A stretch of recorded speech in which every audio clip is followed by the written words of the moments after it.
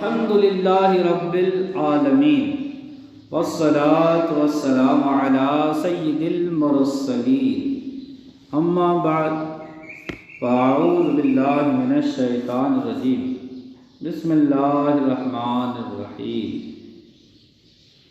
مکہ معظمہ میں ایک کافر ولید نامی رہتا تھا۔ اس کا ایک سونے کا بت تھا۔ بت سمجھتے ہیں نا، سونے کا بت تھا، بت جسے وہ پوجا کرتا تھا۔ ایک دن اس بت میں حرکت پیدا ہوئی، بت ہلنے لگا، بات کرنے لگا۔ اس بت نے کہا، لوگو محمد اللہ کا رسول نہیں ہے، نعوذ باللہ، اس کی ہرگز تصدیق نہ کرنا، معاذ اللہ۔ ولید بڑا خوش ہوا اور باہر نکل کر اپنے دوستوں سے کہا، مبارکباد، آج میرا معبود بولا ہے، میرا خدا بولا ہے، اور صاف صاف اس نے کہا ہے کہ محمد اللہ کا رسول نہیں ہے۔ یہ سن کر لوگ اس کے گھر کے پاس آئے تو دیکھا کہ واقعی اس کا بت یہ جملے دہرا رہا ہے۔ وہ لوگ بھی بہت خوش ہوئے اور دوسرے دن ایک عام اعلان کے ذریعے ولید کے گھر میں ایک بہت بڑا اجتماع ہو گیا، تاکہ اس دن بھی وہ لوگ بت کے منہ سے وہی جملہ سنیں۔ جب بڑا اجتماع ہو گیا تو ان لوگوں نے حضور صلی اللہ علیہ وسلم کو بھی دعوت دی تاکہ حضور خود بھی تشریف لا کر بت کے منہ سے وہی بکواس سن لے۔ چنانچہ حضور صلی اللہ علیہ وسلم بھی تشریف لے آئے۔ جب حضور تشریف لائے تو بت بول اٹھا، اے مکہ والو، خوب جان لو کہ محمد اللہ کے سچے رسول ہیں، محمد اللہ کے سچے رسول ہیں، ان کا ہر ارشاد سچا ہے اور ان کا دین برحق ہے۔ تم اور تمہارے بت جھوٹے، گمراہ اور گمراہ کرنے والے ہیں۔ اگر تم اس سچے رسول پر ایمان نہ لاؤ گے تو جہنم میں جاؤ گے، پس عقل مندی سے کام لو اور اس سچے رسول کی غلامی اختیار کر لو۔ بت کا یہ واز سن کر ولید بڑا گھبرایا اور اپنے معبود کو پکڑ کر زمین پر دے مارا اور اس کے ٹکڑے ٹکڑے کر دیے۔ حضور صلی اللہ علیہ وسلم فاتحانہ طور پر واپس ہوئے تو راستے میں ایک گھوڑے کا سوار جو سبز پوش تھا، سبز پوش یعنی گرین کپڑے پہنے ہوئے تھا، حضور سے ملا۔ اس کے ہاتھ میں تلوار تھی جس سے خون بہہ رہا تھا۔ حضور نے فرمایا، تم کون ہو؟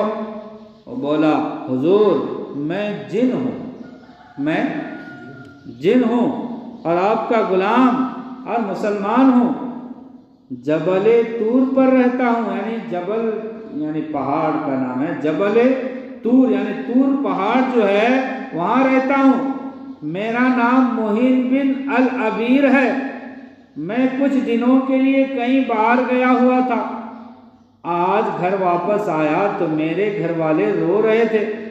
میں نے وجہ دریافت کی تو معلوم ہوا کہ ایک کافر جن جس کا نام مسفر تھا وہ مکہ میں آ کر ولید کے بت میں گھس کر حضور کے خلاف بکواس کر گیا ہے اور آج پھر گیا ہے تاکہ پھر بت میں گھس کر آپ کے متعلق بکواس کرے۔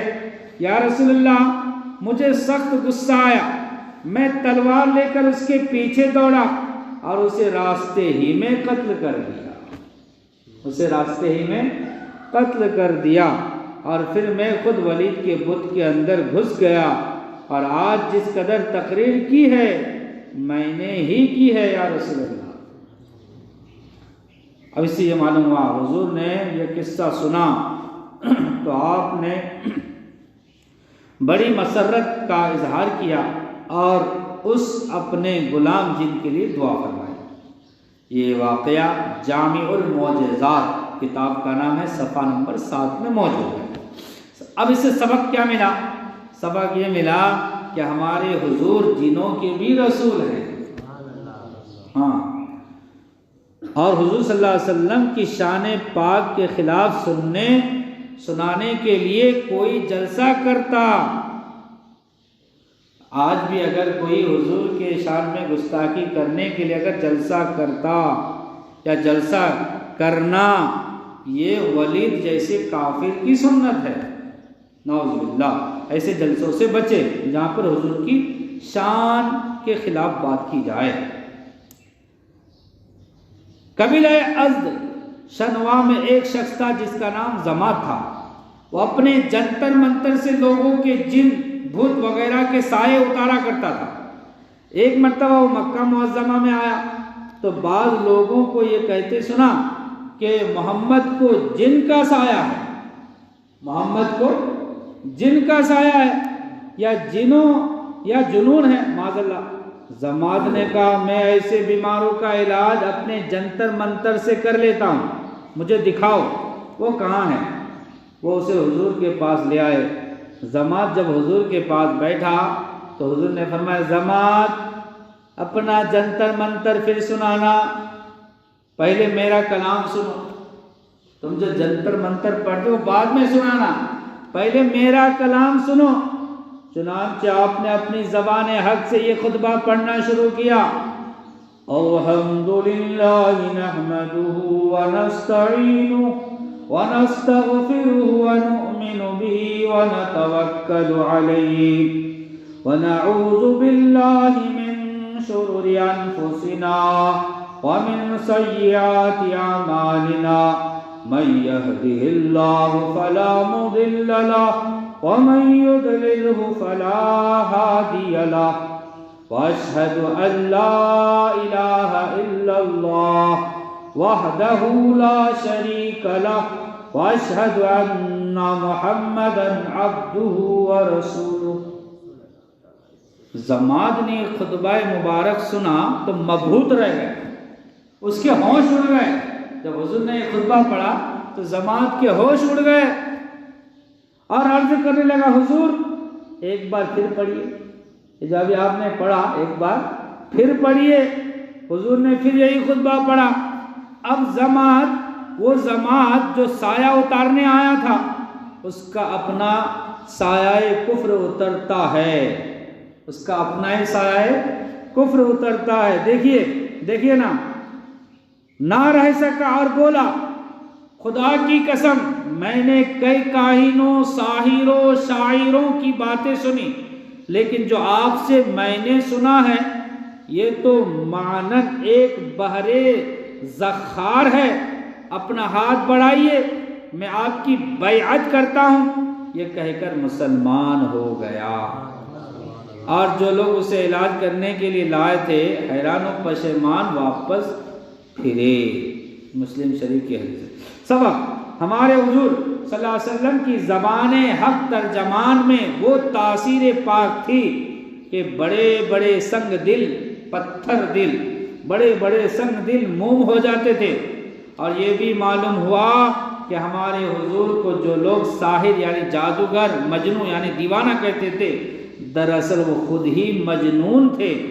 اسی طرح آج بھی جو شخص حضور کے علم و اختیار اور آپ کے نور و جمال کا انکار کرتا ہے وہ دراصل خود ہی جاہل سیاہ دل اور سیاہ روح ہے۔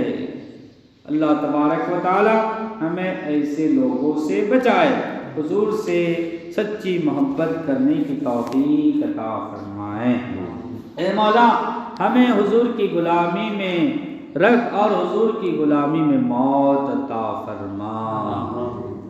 کہتے رہتے ہیں دعا کے واسطے بندے تیرے، کر دے پوری آرزو ہر بے کس و مجبور کی، دنیا میں ہر آفت سے بچانا مولا، عقبا میں نہ کچھ رنج دکھانا مولا، بیٹھے جو در پاک پیمبر کے حضور اس وقت ایمان پر اٹھانا مولا۔ سبحان ربک رب العزت عما یصفون، سلام علی المرسلین والحمد للہ۔